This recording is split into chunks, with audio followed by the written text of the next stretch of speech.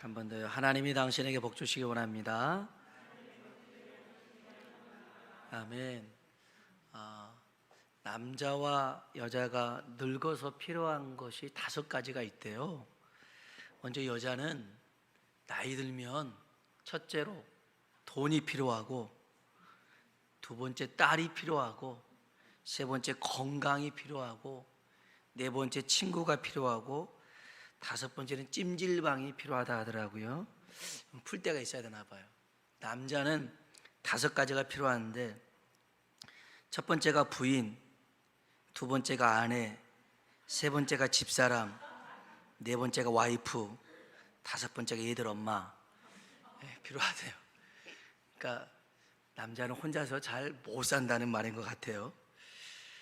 인생이 항상 젊지만은 않습니다. 항상 영원하지만 않죠. 우리 모두 다 하나님 앞에 설 때가 있습니다. 인생이 다 때가 있어요.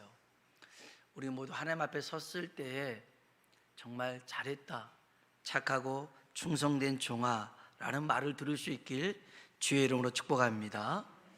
그러기 위해서 오늘 우리들이 잘 살아야 됩니다. 이 땅에서 잘 살아야 하나님 앞에 섰을 때 그런 말을 들을 수 있는데, 오늘 우리가 읽었던 이 스가랴의 말씀은 선지자 학개하고 더불어서 이 바벨론 포로 이후에 고국으로 돌아와서 유다 공동체를 회복하는 데 중요한 역할을 감당했던 이가 스가랴 선지자입니다. 그는 제사장 가문의 선지자였습니다. 그 이름의 뜻이 이렇습니다. 여호와께서 기억하신다. 이게 스가랴의 뜻입니다. 여호와께서 기억하신다. 하나님께서 진정 잊지 않고 계신다는 뜻입니다. 유다 백성들이요, 바벨론에 의해서 멸망을 당합니다. 포로로 잡혀가지요. 남은 것이라고 하는 것은 항무지와 또 광야, 이렇게 되어버린 그런 마을하고 땅밖에 없었습니다. 또 포로로 잡아갈 그런 가치조차 없었던 버려진 사람들만 남아 있었습니다. 그런 땅에 시간이 흘러서 고국으로 돌아왔는데, 와서 보니 아무런 꿈도 없고 희망도 없어 보인 그런 상황에 놓여 있었습니다. 이때 유다 백성들 사이에 어떤 마음이 들었냐면, 하나님께서 우리를 버리셨나? 하나님이 우리를 잊으셨나? 야, 이젠 하나님께 잊혀진 존재인가? 이런 생각들을 가지며 낙심하고 절망할 때 하나님이 스가랴를 통해서 말하고 있는 게 뭐냐면, 아니다, 내가 너를 기억하고 있다. 내가 너를 잊어버리지 않고 기억하고 있다. 할렐루야. 그렇게 말씀하십니다. 이사야를 통해서도 말씀하신 게 뭐냐면, 야, 내가 지었은즉 내가 업을 것이요 내가 품고 구하여 내리라. 내가 너를 지명하여 불렀나니 너는 내 것이라. 아멘. 우리 모두는 하나님의 것인 줄로 믿습니다. 이 스가랴가요, 하룻밤 사이에 8가지 환상을 봅니다. 이게 스가랴서에 나와 있는 내용인데, 화석류 나무 사이에 선자가 있든지, 네 뿔과 대장장이 4명, 그 다음에 측량줄을 잡고 있는 사람, 이런 환상들을 봅니다. 이 환상의 공통 주제가 있습니다. 그것은 회복이었습니다. 회복. 여러 이 환상을 통해서 하나님이 약속하신 게 뭐냐면, 내가 너희를 회복하리라는 거였습니다. 스가랴 1장 3절을 볼까요? 스가랴 1장 3절입니다. 스가랴 1장 3절 같이 한번 읽어보겠습니다. 그러므로 너는 그들에게 말하기를, 만군의 여호와께서 이처럼 이르시되 너희는 내게로 돌아오라. 만군의 여호와의 말이니라. 그리하면 내가 너희에게 돌아가리라. 만군의 여호와의 말이니라. 아멘. 아멘. 하나님이 그럽니다. 야, 너희는 내게로 돌아와라. 그러면 내가 너희에게로 돌아가겠다. 이런 회복에 대해서 말씀하고 있죠. 그럼 어떻게 돌아가야 됩니까? 4절 보십시오. 4절, 1장 4절입니다. 읽어볼까요? 너희 조상들을 본받지 말라. 옛적 선지자들이 그들에게 외쳐 이르되 만군의 여호와께서 이같이 말씀하시기를 너희가 악한 길 악한 행위를 떠나서 돌아오라 하셨다 하나 그들이 듣지 아니하고 내게 귀를 기울이지 아니하였느니라 여호와의 말이니라. 아멘. 너희는 악한 길 악한 행위를 떠나서 돌아오라는 것입니다. 여러분, 떠나지 않고서는 주님께 돌아갈 수가 없습니다. 그래서 여전히 우리가 불순종의 자리, 교만한 자리, 죄를 사랑하는 자리에 머물러 있으면서 주님과의 관계를 회복할 수 없더라는 거예요. 그 간격을 좁힐 수가 없어요. 하나님의 임재를 갈망하는 한 청년이 있었습니다. 날마다 하나님의 임재 속에 살기 위해서 아무리 몸부림을 치지만 되지 않는 거였습니다. 그래서 이 청년이 이제 그 대형교회 목사님한테 이제 편지를 보냅니다. 편지를 보내서 나는 정말 하나님 앞에 버림받은 걸까요? 왜 나는 하나님과 이런 그 사귐 속에 있지 않을까라고 했을 때 이 목사님이 그 청년에게 그렇게 메일을 보냅니다. 어떤 삶을 살고 있습니까? 물어보는 거예요. 어떻게 살고 있냐고 물어보는 거예요. 근데 이 청년은 정말 하나님의 임재를 갈망하고 있었지만 여전히 음란물에서 벗어나질 못하고 있었어요. 그래서 음란물을 보고 또 이걸 하지 말아야지 하면서 또 하고 이렇게 반복적인 삶을 살고 있는데도 또 한편에서는 하나님의 임재를 갈망하고 있었더라는 거예요. 그러니 그 죄의 자리를 떠나지 않고 있으면서 여전히 하나님의 임재가 없다라고 하는 것은 말이 안 된다는 거였어요. 그래서 그 목사님이 이 청년에게 메일을 보낼 때 그 제 길에서 떠나십시오. 먼저 떠나십시오. 그러면 하나님의 임재 가운데 거할 줄로 믿습니다. 그렇게 보낸 거예요. 누가복음 15장에 보면 탕자 얘기가 나오죠. 아버지의 재산을 가로채서 이제 먼 나라로 갑니다. 그러다가 다 잃죠. 돼지나 먹는 음식을 먹다가 그가 생각합니다. 스스로 돌이킵니다.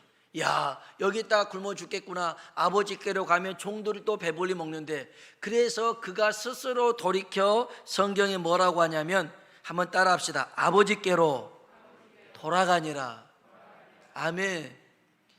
관계의 시작이 뭡니까? 아버지께로 돌아간 거였어요.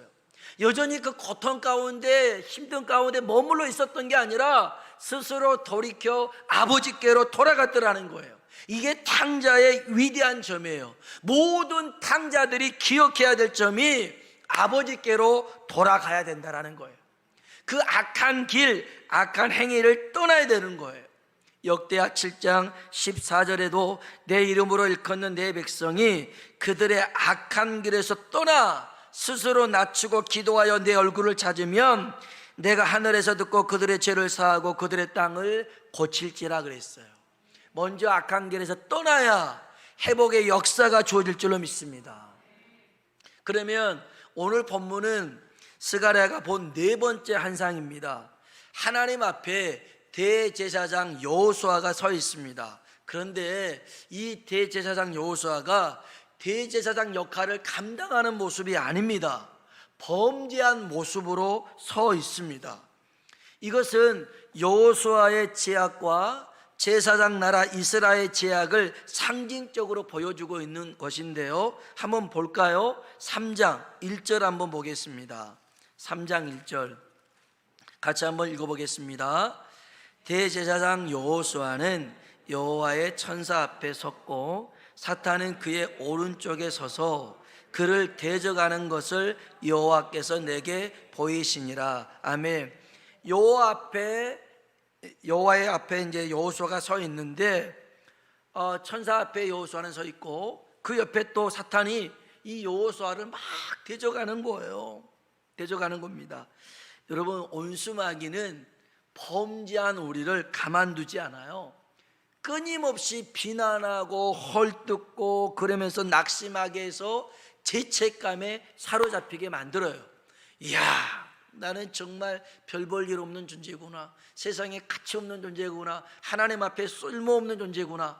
그래서 결국에는 이 죄책감에 사로잡혀서 죽게 만들죠. 가룟 유다를 그렇게 이 사탄이 죽게 만들었어요. 이 대제사장 여호수아도 이 사탄한테 대적을 받을 정도로 그런 모습으로 서 있을 때 2절 한번 볼까요? 2절 한번 읽겠습니다. 여호와께서 사탄에게 이르시되 너를 책망하노라. 예루살렘을 택한 여호와께서 너를 책망하노라. 이는 불에서 꺼낸 그슬린 나무가 아니냐 하실 때. 아멘. 자, 범죄한 여호수아가 있는데 사탄도 대적하고 책망하고 있는데 여기서 하나님이 여호수아를 책망했어요? 사탄을 책망했어요? 사탄을 책망한 겁니다. 범죄한 여호수아를 책망한 게 아니라 사탄을 책망하고 있습니다. 왜요? 예루살렘을 택한 여호와, 불에서 꺼낸 그슬린 나무라 할지라도 내가 택한 것은 네가 무엇이기에 대적하느냐라며 오히려 사탄을 책망하고 계십니다. 책망하고 있어요. 그 범죄한 여호수아를 책망한 게 아닙니다. 이 3절에 보면 처량하기 그지없는 여호수아의 몰골이 나와요. 3절 한번 볼까요? 읽어봅시다. 여호수아가 더러운 옷을 입고 천사 앞에 서 있는지라. 아멘. 그 대제사장이 입어야 되는 깨끗한 옷, 거룩한 옷이 아니에요. 더러운 옷을 입고 서 있는 거예요. 정말 얼마나 부끄럽겠어요. 그런 모습으로 하나님 앞에 섰으니, 여러분, 아무런 죄가 없이 경찰서나 검찰청에 갈 때하고 죄를 짓고 갈 때하고는 전혀 다른 모습을 보게 됩니다.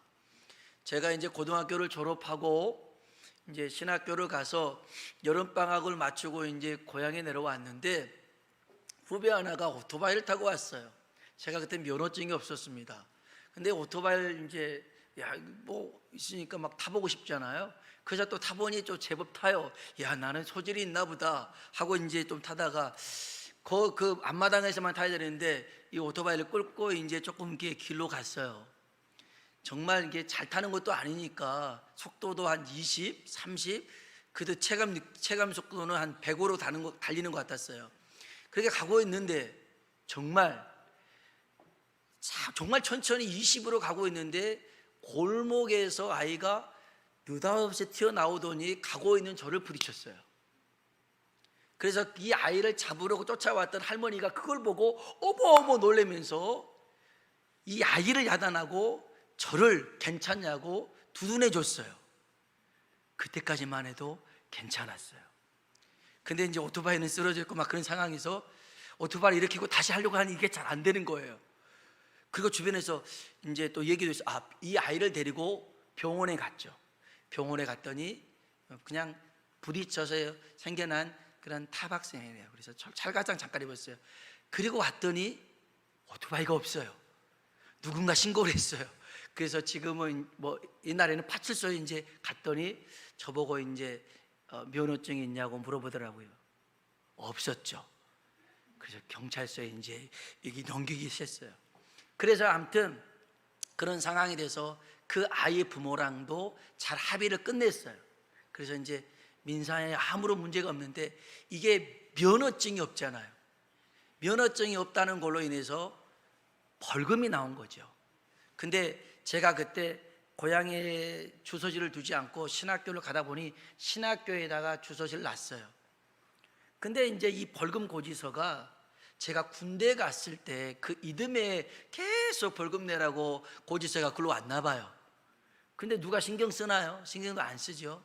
그러다가 계속 고지서는 오고 저는 군대 갔고 그 다음에 제대를 하고 이제 아르바이트를 하고 어느 날 집에 왔더니 경찰관이 저희 집에 왔어요.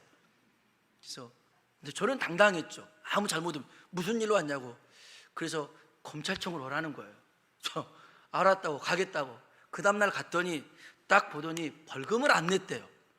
그래서 이게 보는 즉시 잡아서 감금을 해야 된대요. 그래서 저보고 그냥 저를 하긴 하는데 바로 그 검찰청 안에 그 구치소 그런데 넣어버리더라고요.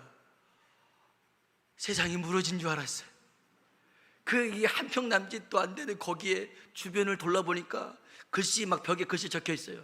내가 왜 여기에 있을까? 막 이런 글씨. 나는 무엇일까? 막 그 짧은 순간 너무 괴로웠어요. 어떡하지? 근데 우리 형님이, 같이 갔던 형님이 벌금을 내줬어요. 40만 원을 내줘가지고 풀어놨어요. 그때 저는 성경이 사실인 줄 알았어요. 야곱이 에서를 보면서 뭐라고 그랬냐면, 내가 형님 얼굴을 보니 하나님 얼굴을 본 것 같습니다. 정말 우리 형님이 하나님처럼 보였어요. 제가 그 뒤로 이렇게 강박이 생겼어요. 그래서 연체 이런 거는 절대 하질 않아요. 그래서 어디 주차 위반 딱지가 있으면 그냥 보는 즉시로 저는 다 납부를 해요. 그랬는데 아무튼 그때 그대로 이제 벌금도 제가 형님한테 갚았는데, 그때 이 검찰청에 갔는데요, 제가 있을 때하고 없을 때하고 너무 다르더라고요. 생각해 보십시오. 대제사장인데 그가 거룩한 옷, 깨끗한 옷도 아니고 더러운 옷을 입고 하나님 앞에 섰어요. 얼마나 부끄러웠겠어요. 얼마나 창피했겠어요. 몸둘 바를 모르겠죠. 저처럼 그냥 40만 원 내고 끝날 일도 아닌데 이 대제사장 여호수아는 더러운 옷을 입고 하나님 앞에 서 있어요. 그때 하나님이 4절에 이렇게 명령하십니다. 4절 한번 볼까요? 읽어봅시다. 여호와께서 선자들에게 명령하사 그 더러운 옷을 벗기라 하시고, 또 여호수아에게 이르시되 내가 내 죄악을 제거하여 버렸으니 내게 아름다운 옷을 입히라 하시기로. 아멘, 아멘. 하나님이 그럽니다. 그 더러운 옷을 벗기라는 것입니다. 그 더러운 옷을 벗기라. 그리고 하나님 뭐라고 그래요? 내 죄악을 제거했다. 그리고 아름다운 옷을 입혀라. 아멘. 벌 받을 줄 알고, 버림받을 줄 알고 벌벌 떨고 있는 그 죄인에게, 내가 네 죄를 용서하마. 그리고 그 더러운 옷을 벗기고 아름다운 옷을 입혀 주시더라는 거예요. 이게 뭐예요? 하나님의 사랑이고 하나님의 은혜인 줄로 믿습니다. 아버지께로 돌아온 탕자가 아버지를 만났을 때, 그는 아버지, 나는 이제 아버지를 부를 자격이 없어요. 종이 하나로 여겨주세요 라고 했을 때 아버지가 뭐라고 그럽니까? 그 종들에게 명령할 때, 제일 좋은 옷을 입혀라. 손에 가락지를 끼워라. 발에 신을 신겨라. 송아지를 잡아서 잔치를 벌이자. 오히려 그 아버지는 그 더러움을 씻어주고 아들로 받아준 거예요. 이 내 아들은 죽었다가 다시 살아나시며 내가 잃었다가 다시 얻었노라. 아멘. 여러분, 아버지가 잃어버린 게 아니잖아요. 자기 스스로 떠난 건데 아버지가 봤을 때는 내가 잃어버렸다는 거예요. 내가 잃어버렸어요. 하나님이 우리를 봤을 때도 마찬가지입니다. 우리가 아버지께로 돌아가기만 하면 하나님은 우리의 모든 더러움을 씻기시고 다시 아름다운 옷을 입혀 하나님의 자녀로 기쁘게 맞이할 줄로 믿습니다. 대제사장 여호수아에게 뭐라고 하면 내가 택했다, 내 것이다라는 거예요. 내가 택했다, 내 것이다. 여기 보세요. 2절에 3장 2절에 보니까 여호와께서 사탄에게 이르시되 사탄아, 여호와께서 너를 책망하노라. 예루살렘을 택한 여호와께서 너를 책망하노라. 이 여호수아는 내가 택했다, 내 거라는 거지요. 그러니 네가 왜 책망하냐라고 오히려 사탄을 꾸짖습니다. 10년 전 일입니다. 4월 달에 서울 서초동 법원에서 있었던 일인데, 이 소년 법정에서 있었던 일입니다. A양이 있는데 그 지난해 가을부터 14건의 절도 폭행을 저질러서 이미 한 차례 소년 법정에 섰던 전력이 있었기 때문에 이날은 소년 보호시설 감호 이탁 처분을 받을 수 있는 상황이었습니다. 감옥에 갈 수 있는 상황이었어요. 그때 김기옥이라는 부장판사가 불처분 결정을 내리면서 한 가지 처분한 게 있습니다. 결정한 게 있는데 법정에서 일어나 외치기를 명령했어요. 감옥 가는 대신에 법정에서 일어나서 외치라는 것.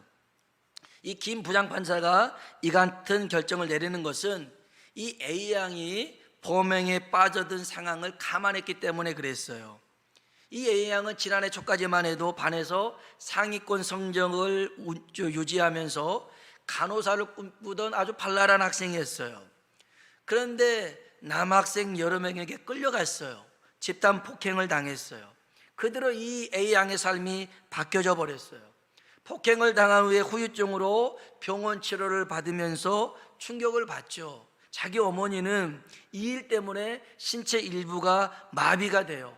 그러니 이건 내 책임이야 라고 이 A양이 죄책감에 시달리다가 그럴 바에는 이렇게 살 필요 있어? 그래서 비행 청소년하고 어울리면서 범죄를 저지르기 시작했던 거였어요. 이날 보호 처분을 예상했던 A양에게 이 김기옥 판사가 앉은 자리에서 일어나라고 그래요. 그래서 나를 따라서 심차게 외쳐보라고 그래요. 그래서 나는 세상에서 가장 멋있게 생겼다, 이렇게 따라하라고 그래요. 예상치 못한 말이었지만 따라하라고 하니까 나는 세상에서 하면서 따라해요. 이 부장판사가 그래, 더 크게 따라해라. 나는 무엇이든 할 수 있다. 나는 이 세상에 두려울 게 없다. 이 세상은 나 혼자가 아니다 라고 따라하라 해요. 그 말 다 따라하다가 이 세상은 나 혼자가 아니라는 말을 할 때 그냥 이 A양이 울음을 터뜨리는 거예요. 그 법정에 있었던 A양의 어머니도 울고 재판장에 있었던 참여관, 실무관, 법정 경위도 다 울었어요. 그때 김기옥 판사가 이 A양을 바라보면서 그럽니다. 이 아이는 가해자로 재판에 왔다. 그러나 이렇게 삶이 망가진 걸 알면 누가 가해자라고 쉽사리 말하겠냐. 아이의 잘못이 있다면 자존감을 잃어버린 것이다. 그러니 스스로 자존감을 찾게 하는 처분을 내려야 했다라고 판결을 합니다. 그러면서 이 아이에게 그래요. 이 세상에서 누가 제일 중요할까? 그건 바로 너단다. 그 사실만 잊지 마렴. 그러면 지금처럼 힘든 일도 이겨낼 수 있을 거야. 그러면서 손을 내밀어서 그 친구를 잡아줍니다.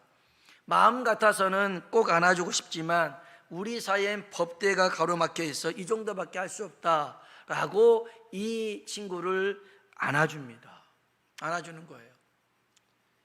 참 얼마나 귀한 모습인지 우리가 생각해 보는데, 우리도 마찬가지입니다. 하나님이 사실 왜 우리를 사랑해야 됩니까?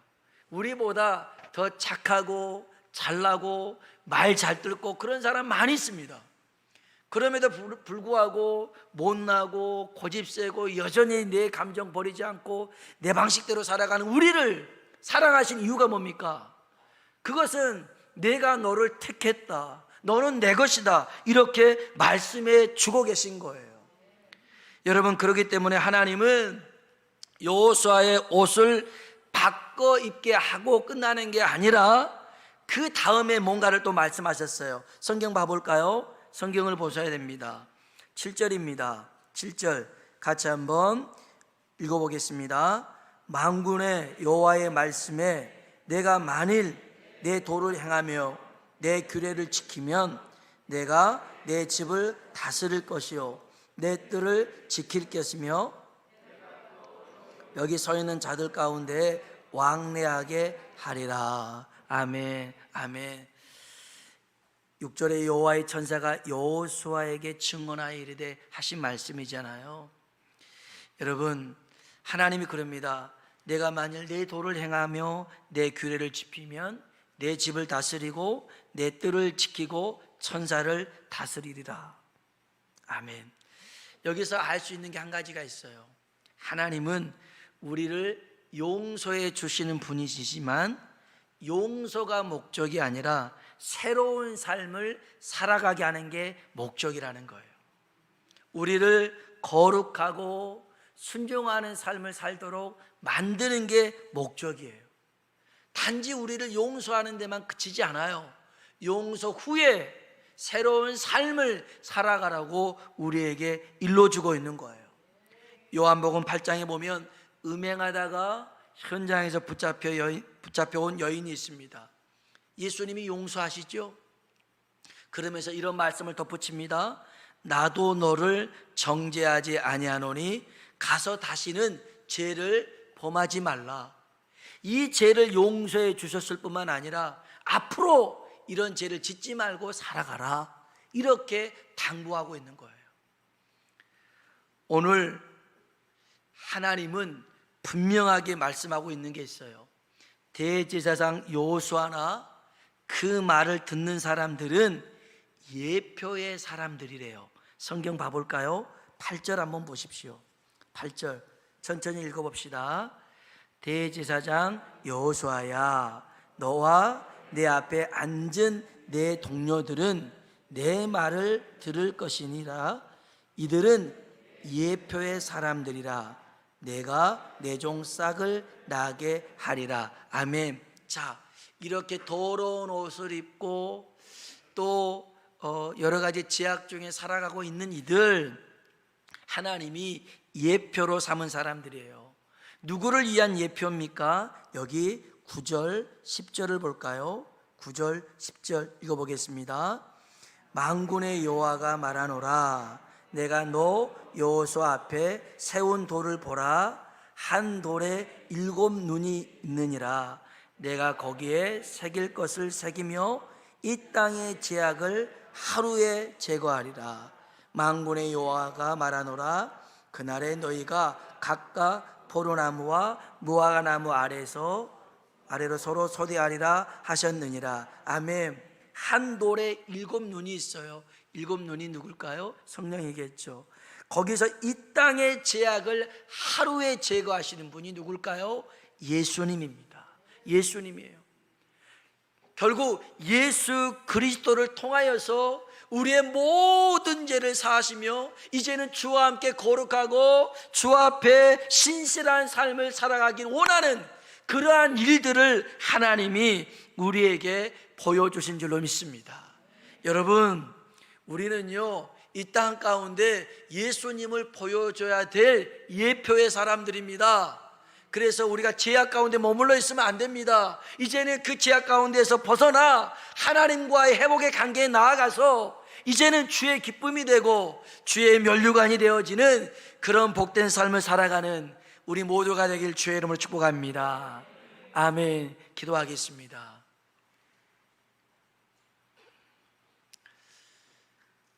지금 우리의 모습이 대제사장 여호와처럼 깨끗하지 못하고 더러운 옷을 입고 하나님 앞에 두려워서 서 있을지 모릅니다. 근데 하나님이 우리에게 벌을 내리시고 우리를 꾸짖고 책망하는 게 아니라 오히려 우리를 비난하고 정죄하는 마귀를, 사탄을 대적합니다. 네가 뭔데 내가 택한 자를 대적하느냐? 네가 뭔데 내 자녀를 대적하느냐? 그러면서 여호수아의 더러운 옷을 벗기고 아름다운 옷을 입혀주며 내 죄를 사하노라. 이제는 내 말을 잘 듣고 순종해서 이 복을 누리며 살아가라고 일러주고 있는 것은 오늘 우리에게 하고 있는 말씀입니다. 여러분, 넘어지지 않는 자가 의인이 아니고요, 7번 넘어져도 8번 일어나는 자가 의인입니다. 믿음의 사람입니다. 우리가 다시 일어날 수 있는 게 뭡니까? 여전히 나를 믿어주시고 나를 용서해 주시고 나를 사랑해 주시는 하나님이 있기 때문에 우리가 다시 일어설 수 있는 줄로 믿습니다.